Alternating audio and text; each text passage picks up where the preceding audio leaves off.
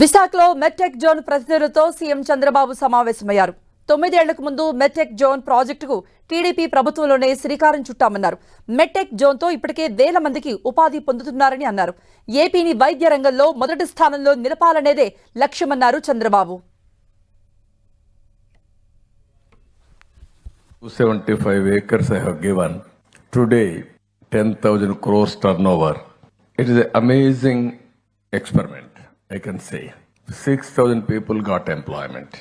And I am confident with my initiative and my drive, you will get full energy from today. He is going to produce excellent results. This MedTech zone will become global hub. Now already proof of concept has come. Now success story has been created. Now scaling is the issue. I am confident he will do in a big way. And also, as on today, 20 states in India, they are using all this equipment.